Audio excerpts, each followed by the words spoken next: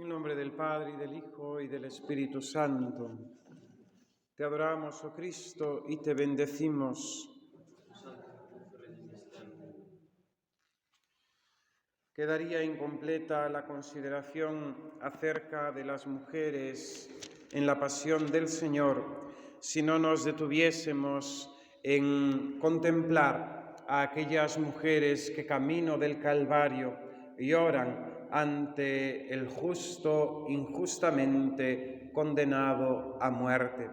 Relato que nos especifica el evangelista San Lucas, de quien hemos leído la pasión, y que pone en Cristo nuestro Señor esas palabras: hijas de Jerusalén, no lloréis por mí, llorad por vosotras y por vuestros hijos.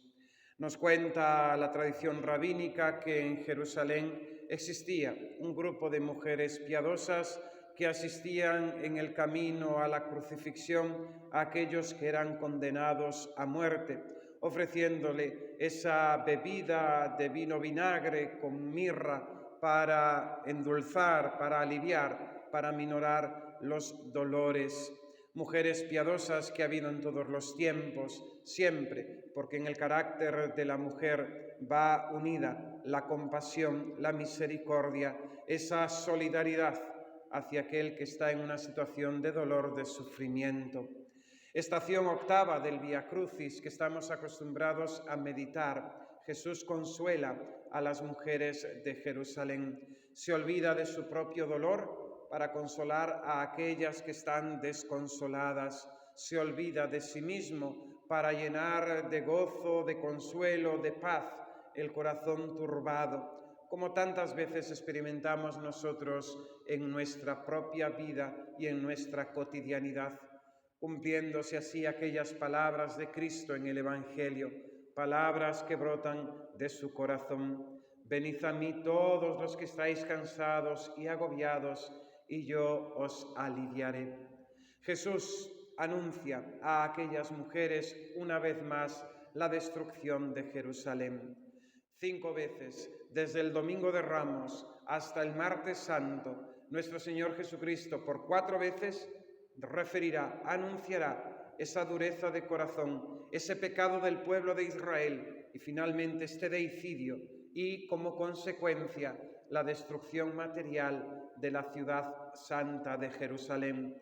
Lo hará en el templo, lo hará contemplando la belleza también de la ciudad de Jerusalén. Les insistirá en esas controversias, en esas discusiones en el mismo templo con los judíos y con los principales del pueblo. Y finalmente esta 5ª vez, en el momento de su pasión, consecuencia de aquellas palabras gravísimas que pronunciaron los judíos en el pretorio ante Pilato, cuando se hacen cargo de la muerte del justo, cuando dicen: caiga sobre nosotros y sobre nuestros hijos su sangre.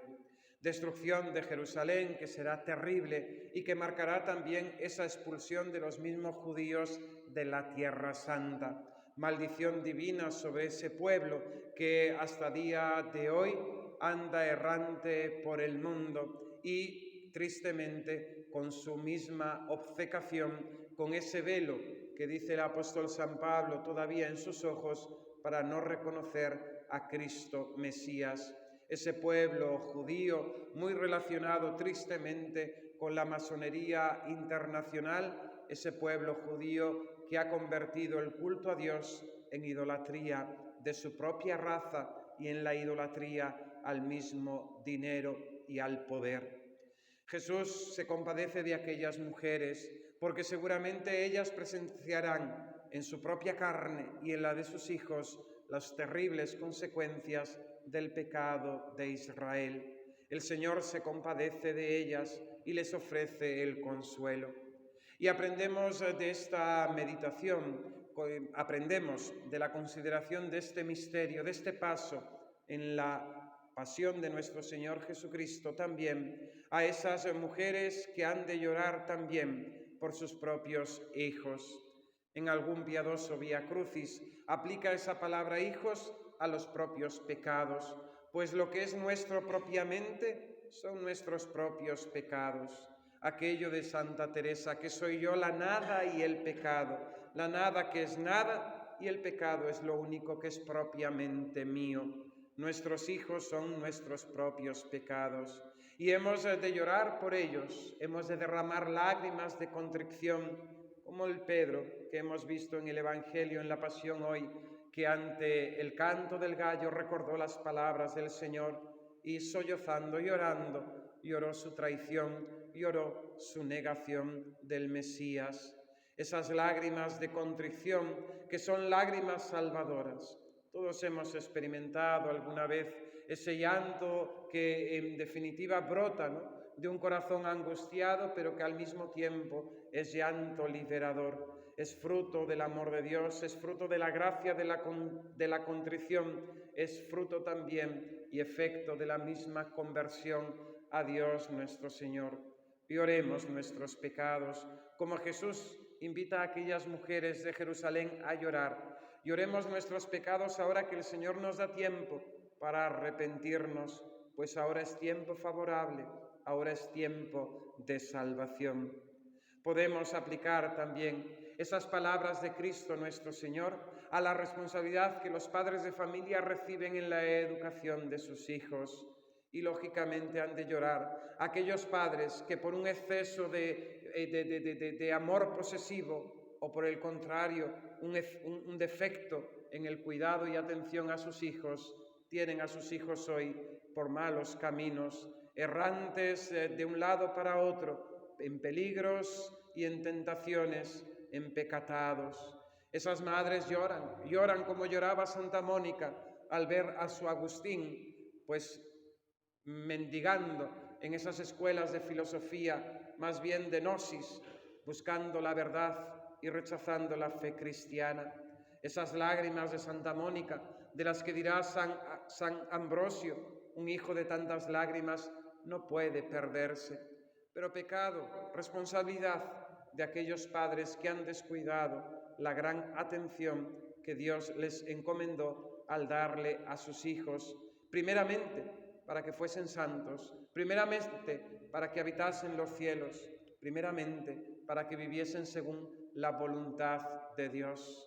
Triste, triste es la educación de esos padres que no llevan a sus hijos por el camino de Dios y por los mandamientos. Triste la situación de esos bautizados que niegan el bautismo a sus hijos, afirmando que ya se bautizarán, que ya escogerán cuando sean mayores. Triste situación la de aquellos padres que con su propia vida no dan testimonio ante sus hijos y así, lógicamente, tendrán también responsabilidad en el día de juicio por los propios pecados y por los pecados de sus hijos. Finalmente, podemos aplicar la consideración de este paso de la pasión, de estas mujeres llorando en el camino de la amargura, para que también nosotros reconozcamos los signos de los tiempos. El Señor no deja de hablar, el Señor no deja de cumplir sus palabras y por tanto hemos de estar despiertos.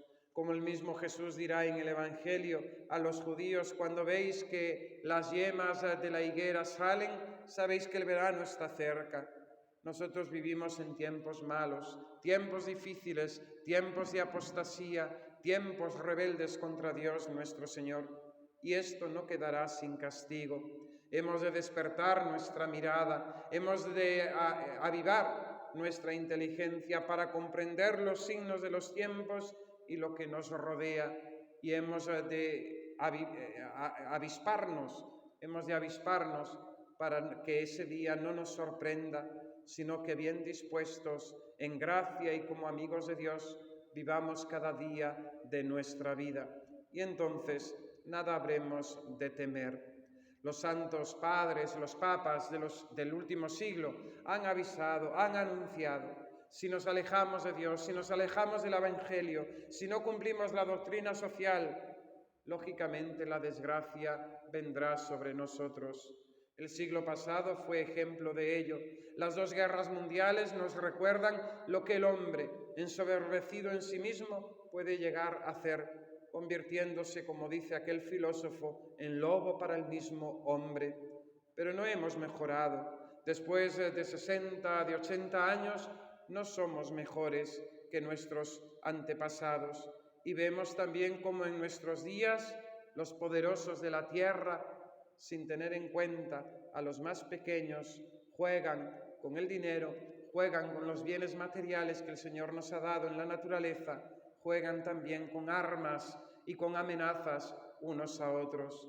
¿Cuándo estallará? ¿Cuándo será? No lo sabemos si finalmente es, pero todo indica que nuestros tiempos son malos. Recordando aquella afirmación de Santa Teresa de Jesús, seamos nosotros ahora amigos fuertes de Dios. Cuidemos mucho a nuestros jóvenes y a nuestros niños, enseñémosle el camino de la inocencia y si han pecado, enseñémosle el camino de la penitencia. Solamente por esas dos vías llegamos al cielo. Y oremos nosotros nuestros pecados, ahora que el Señor nos da tiempo, el tiempo de su misericordia, el tiempo de su paciencia. Que así sea. En el nombre del Padre, y del Hijo, y del Espíritu Santo. Amén.